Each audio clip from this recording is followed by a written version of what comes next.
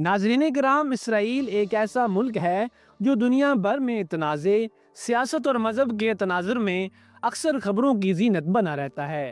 لیکن یہ ملک آخر وجود میں کیسے آیا؟ اس کی تاریخ کیا ہے؟ آئیے آج ہم جانتے ہیں اسرائیل کے قیام کی مکمل کہانی۔ 19ویں صدی کے آخر تک فلسطین ایک خطہ تھا جو سلطنت عثمانیہ کے زیر انتظام تھا۔ یہاں مسلمان، عیسائی اور یہودی صدیوں سے ساتھ رہتے آ رہے تھے، لیکن اس وقت ایک نئی صہیونی تحریک نے جنم لیا۔ صہیونیت دراصل ایک سیاسی تحریک تھی جو یورپ میں یہودیوں پر ہونے والے مظالم کے بعد ابھری، جس کا مقصد تھا ایک علیحدہ یہودی ریاست کا قیام، خاص طور پر اس سرزمین پر جسے وہ ارض مقدس مانتے تھے، یعنی فلسطین۔ 1917 میں برطانیہ نے بالفور ڈکلریشن جاری کی، جس میں فلسطین میں یہودیوں کے لیے ایک قومی وطن کے قیام کی حمایت کی گئی۔ جنگ عظیم اول کے بعد سلطنت عثمانیہ کا خاتمہ ہوا اور فلسطین پر برطانیہ نے قبضہ کر لیا۔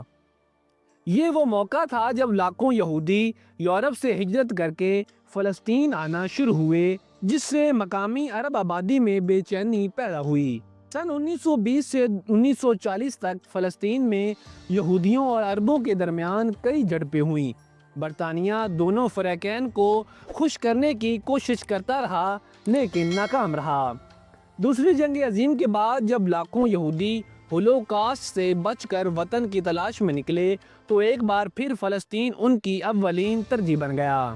1947 میں اقوام متحدہ نے فلسطین کو 2 ریاستوں میں تقسیم کرنے کا منصوبہ پیش کیا، ایک یہودی ریاست اور ایک عرب ریاست۔ یہودیوں نے اس منصوبے کو قبول کیا، لیکن عربوں نے اسے مسترد کر دیا، جس کے نتیجے میں برطانیہ نے فلسطین چھوڑ دیا۔ مئی 1948 کو ڈیوڈ بن گوریون نے ریاست اسرائیل کے قیام کا اعلان کر دیا۔ اگلے ہی دن مصر، اردن، شام، لبنان اور عراق نے اسرائیل پر حملہ کر دیا اور یوں پہلی عرب اسرائیل جنگ کا آغاز ہوا۔ ناظرین کرام، اس جنگ میں اسرائیل نہ صرف قائم رہا بلکہ اس نے اپنی سرحدیں بھی وسیع کر لیں۔ دوسری جانب لاکھوں فلسطینی بے گھر ہو کر مہاجر بن گئے۔ اس وقت اسرائیل ایک تسلیم شدہ ریاست ہے، مگر فلسطینی ریاست آج بھی مکمل آزاد نہیں ہے۔ تنازع اب بھی جاری ہے اور امن کی تلاش ابھی بھی باقی ہے۔ ناظرین کرام، اسرائیل کا قیام ایک تاریخی، سیاسی اور مذہبی عمل کا نتیجہ تھا، لیکن اس کا اثر آج بھی لاکھوں زندگیاں متاثر کر رہا ہے۔ کیا یہ مسئلہ کبھی حل ہو پائے گا؟